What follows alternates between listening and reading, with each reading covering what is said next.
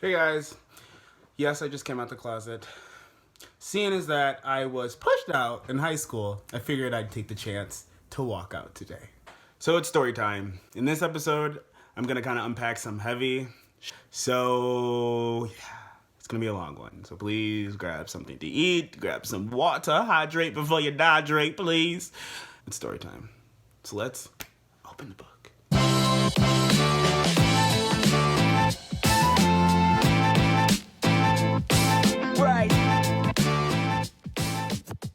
What's up, guys? So this topic is like a little heavy for me because it has a lot to do with like my father, which is like sometimes a heavy topic for me to talk about. So I know that I just started like rapping recently, and some of my friends are like, "Whoa, where did that come from? Why is he doing that? Where is that? What is that about?" But I've always been like interested in making rap music. Yo, I'm sorry. Let's go in my living room. We gonna move. Come on, I'm gonna take y'all in my living room. We gonna get a change of scenery. So, cause it's real story time. And while we moving, you can get some coffee. Go ahead.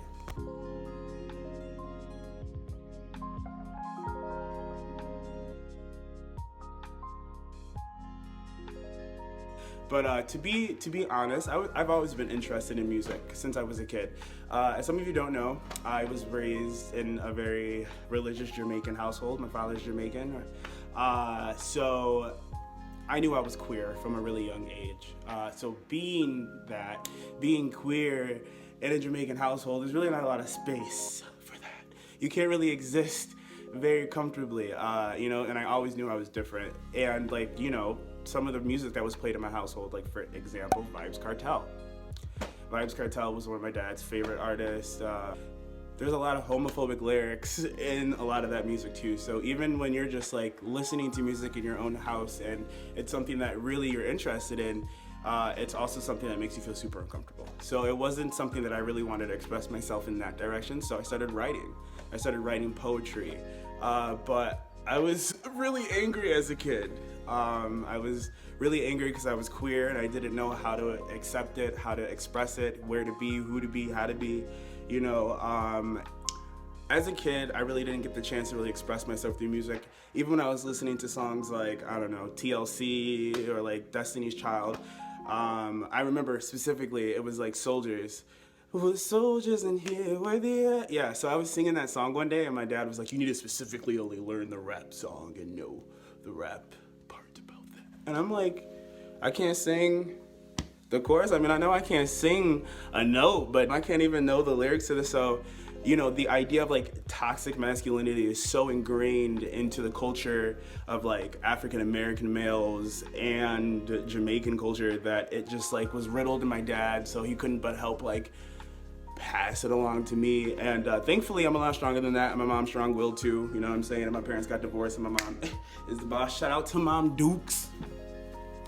Because once I actually came out the closet and once I was like cool with who I was, she was there supporting with the gay flag, like, oh, this is another club I get to be a part of. So it did start off like this whole thing that I had to hide. So I hid it through poetry, I hid it through slam poetry, and it wasn't really something that I really wanted to express and progress on. And then as like I got older, I was really more interested in things that pertain to, actual work life and career and wanting to just progress myself that way. Yeah, but here I am, all right? So let's fast forward. Anyways, so when I got to college, I was like, Mom, I want to go to school for music. I want to be like an A&R, I can't sing, but I know I need to be in music. And she was like, boy, I got a black mom, okay, start with boy. If you don't take your butt to school and study communications or business or something, I'm gonna go to school for communication studies, which was one of the best things that could have ever happened to me. So shout out to my mom. She was cool for that, boy. She knew what she was doing, right? Listen to your parents, people. Listen to your parents, kids. If you listen to me, listen to your parents. So I went to school for communication, which is why I'm all over my phone like this, trying to make YouTube videos. But it made me put music on the back burner, right? It made me put the idea of like trying to pursue music like something that wasn't fiscally responsible, wasn't something that I could achieve, because again, I didn't really have anyone in my corner who was like, you can do it. You got this, right? So here I am, graduated, and I have all of these passions, I have all of these different things that I'm very interested in, and everything always leads back to music. So I moved to San Francisco like almost 2 years ago. Oh my God. It's almost my 2-year anniversary here in the Bay. I moved to San Francisco like 2 years ago. I'm from Cali, so it's weird because I'm from Southern California and now I live in Northern California by myself without my family. So that's kind of interesting. I'm like out of breath. I'm moving too much. Ooh. Anyways, so I figured when I got here, it was time to like kind of rediscover myself because I wasn't moving here with friends. I wasn't moving here with family. I was moving here by myself, and it was like, find who you are. Learn about yourself some more. Really discover like what you like doing, right? So I was super into modeling, which I kind of am here and there, but not as much as before for many reasons. But when I moved here, I was like really into modeling and just really into like pitching myself as this content creator and getting myself in the game as like a content creator and influencer. I wanted to get like contracts with like little companies to like get free clothing. Shout out to B. Shout out to them. Okay, so whatever. Recreating myself, right? So here I am, a year into it. I have a podcast. It's going, right? Now I'm this podcast master. I'm loving it. I'm like influencing people. I get to tell people all about these things that I'm going through and I get to help them out through it, right? So it's this positive juju that people get every week. I call it the lunch lady mantra because I was a lunch lady at the school that I work at. How about that, okay? I was a lunch lady, and when I was a lunch lady, I got a break, and in between that break, I used to just go on Instagram. I was like, I'm gonna rant. You can make it through this day because I'm a lunch lady. If I can get through my day, you can get through your day, right? So that was me. That was me on my phone on Instagram. After a while, those videos came out every day. I turned those videos into a podcast. That podcast became Lunch Lady Mantra. So that whole name of Lunch Lady Mantra stuck. And then after a year of podcasting, I was like, yo, I'm stoked about creating, but I want to fill my cup up now, right? It's time for me to do me. I was like, you know what? I'm taking this seriously. I'm taking this seriously. Ma'am, this is my show, okay? So I was like, you know what? I'm gonna rap. I'm gonna do it. But before I do this, I need to reach out. I need to reach out to someone because I don't understand. Oh, we got a package. Hold on, I'm gonna go get that package. It wasn't for me. I posted on Facebook. I reached out. I was like, yo, I need help. I'm looking in the direction to start music. Who can help me? Got an inbox, cause won't he do it? Won't he do it? Okay, cause he did it for me. Got an inbox message from my homie Jay Aquarius. Shout him out. I'll put his information down below. And yo, he gave me all the tips and steps I needed to walk myself in the right direction to get myself in the studio and make Rockstar. Okay, because like I said, I've been writing for a while. Like I have like books, right? So like it wasn't that I needed material, or like it wasn't like, because people are like, yo, if you need to go to the studio, be ready. Don't go to the studio and write. Like that's not me. Like I'm not about to go to the studio and write because I'm frugal. I don't got the time to pay you for you to watch me write. Like I'm gonna come to the studio and get my time, right? So I knew that I was ready to get in a studio, but before I even got there, I went home to Buffalo because like my family and friends are in Buffalo, so that's where my heart is, right? Shout out to Buffalo. And I met with Jay Aquarius, and I'm like, yo, like, all right, so I'm ready to get to the studio, but like, what's my stage name? Right? Like, what do I call myself? So I was like, yo, all right, I want to go with, like, I don't know, Gomar, right? Because, like, if you know me personally, you know why I would say Gomar.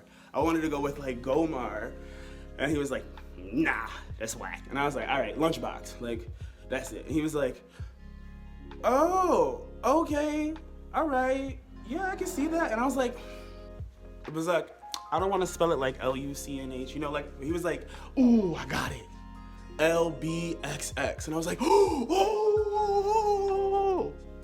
that's it. That was it. So after that was a wrap. I was like, all right, Lunchbox, LBXX, so that's how you spell it, right? I want to see it everywhere, LBXX. One day you're going to see my name in lights, it's going to be LBXX, and people going to know it says Lunchbox. Yeah, so I was like, okay, boom. I got on Instagram. I just started putting like little like freestyles out on Instagram, and I didn't care. Like I stopped caring. I stopped caring what people thought. I stopped caring about the image that I put myself in. Because when you're grinding so long doing one thing, you put yourself in a box. And I've seen people do it so many times, and I've done it to myself, right? And people expect one thing out of you, but like we're multifaceted people, folks. Like you can do many things. So that's kind of like why, right? That's the big why. And kind of like where LBX came from and the lunchbox thing. So like, why do I rap the way that I do? Because I know that that's been a question that some people have asked me. Well, so as a kid, I got picked on a lot. I got picked on for being queer. Everyone would be like, yo, you're gay, you're gay, you're gay. I didn't even know if I was gay yet, okay? Y'all were telling me something I didn't know, even if I was trying to fool myself. Let me figure it out first, right? So like, I felt like, all right, so my dad tells me that I can't sing the TLC Destiny Child chorus, right? So I'm too sensitive and whatever for that. And people are like, oh, you gay, you gay, you gay. So in my head, I created this character, this character that I didn't have a name for until now. I called him Spike when I was a kid. Because Spike was mean, right? Spike would write really angry. I didn't learn how to really appreciate who I was as a person until I got to college, which happens to a lot of queer kids. So the character that I created is a character from my like childhood, right? He was almost like an imaginary friend, but he wasn't imaginary. He was real. He was just like my anger thoughts, like surfacing on paper. But he was the image of what I thought my dad would have liked and what like people at school would have liked and they wouldn't have picked on me for. So then when I started rapping and writing music, he wasn't so angry anymore, right? He wasn't that angry person that was writing slam poetry. But he was talented. He knew what he was doing. He didn't even know it. Didn't even know it. So by the time I got ready to actually start committing myself to rapping, I was ready. Because I've been ready. Because it's been something that I really been doing. I wanted to sing. I haven't been able to really be able to sing that well, but that don't mean I can't sing. That just means I gotta work on it. All right? That's something you gotta work on. If you wanna work on something, gotta get an amen. Amen. Because I know I want to work on something, because I know I'm not perfect. But like, that's kind of like what has brought me to rapping and why I'm rapping and kind of like the way that I write. So like with anything, with any craft that you have to work on it. You have to really put time and love and energy and dedication into it. Because we're in quarantine, I haven't been able to do that as far as like getting into the studio, but I have been writing more, which is super cool. I have been creating in ways that I haven't ever created, so that's super dope. You can check out all my videos and, you know, see what I'm talking about, all the creations that I've made. But that's kind of to just give you like the inside scoop on Lunchbox, yo. Like the inside scoop, like my favorite color is green. I'm a Leo.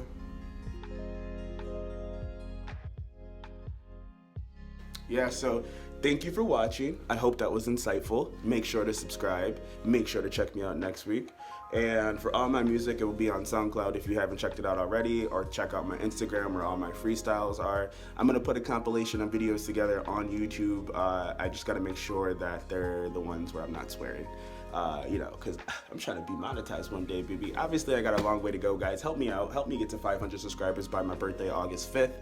Shout out to all my Leos out there. So then by December, I can get 1,000. And then by January of next year, I'm trying to be monetized.